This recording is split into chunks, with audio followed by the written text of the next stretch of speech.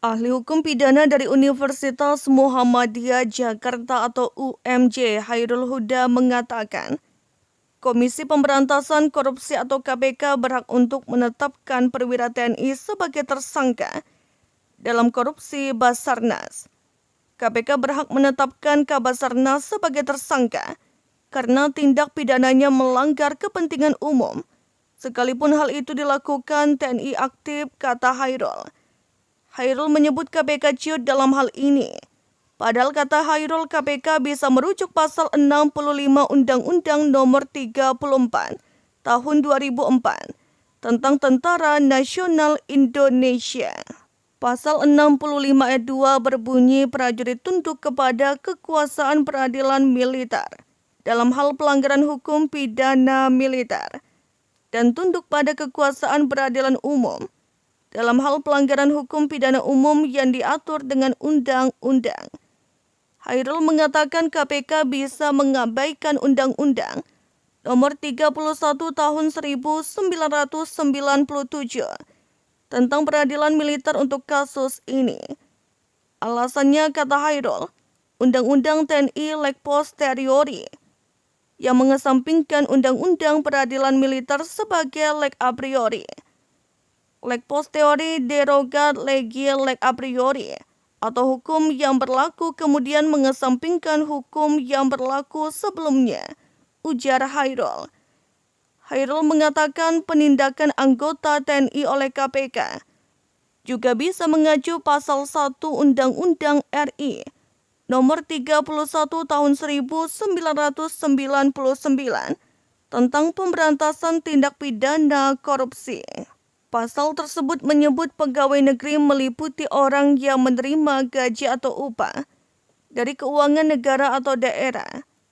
Pegawai negeri dalam undang-undang korupsi itu lebih luas daripada ASN. Jadi termasuk anggota TNI. Anggota TNI itu orang yang menerima gaji dari keuangan negara atau daerah, kata Hairul. Puspom TNI memprotes penetapan tersangka Kepala Basarnas Marsikal Madya Hendry Alfiandi dan Koordinator Staf Administrasi Kabasarnas Letnan Kolonel Arif Budi Cahyanto oleh KPK dalam kasus suap proyek pengadaan barang dan jasa di Basarnas pada Rabu 26 Juli 2023. Puspom TNI menilai KPK telah melampaui kewenangannya dan menyatakan tak mengakui penetapan Kepala Basarnas dan anak buahnya tersebut sebagai tersangka. Tidak lama kemudian KPK pun meminta maaf atas penetapan tersangka 2 orang anggota TNI aktif dalam kasus suap Kepala Basarnas Marsikal Madya Hendry Alfiandi.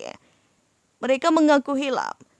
Wakil Ketua KPK Johannes Tanak mengakui anak buahnya melakukan kesalahan dan kehilapan dalam penetapan tersangka terhadap anggota TNI. Kami paham bahwa tim penyelidik kami mungkin ada kehilapan, ada kelupaan bahwasannya manakala ada melibatkan TNI, harus diserahkan kepada TNI. Bukan kami yang tangani, bukan KPK. Kata Johannes dalam konferensi pers di KPK pada Jumat 28 Juli 2023. Pernyataan itu diungkapkan setelah rombongan Kepala Pusat Penerangan atau Kapuspen TNI Laksamana Muda Julius Wijojono didampingi Komandan Pusat Polisi Militer atau Danpuspom TNI Marsikal Pertama Agung Handoko beserta jajaran mendatangi gedung KPK pada Jumat sore 28 Juli 2023. Keduanya menanyakan soal penetapan tersangka terhadap Hendry Alfiandi dan anak buahnya. Koordinator Staf Administrasi Kabasarnas Letnan Kolonel Arif Budi Cahyanto dalam kasus suap pada Rabu 26 Juli 2023.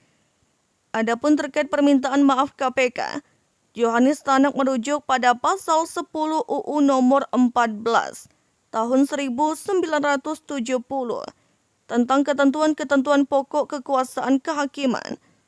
Dalam aturan itu, pokok-pokok peradilan itu diatur ada 4 lembaga. peradilan umum militer, peradilan tata usaha negara dan agama, kata Johanis.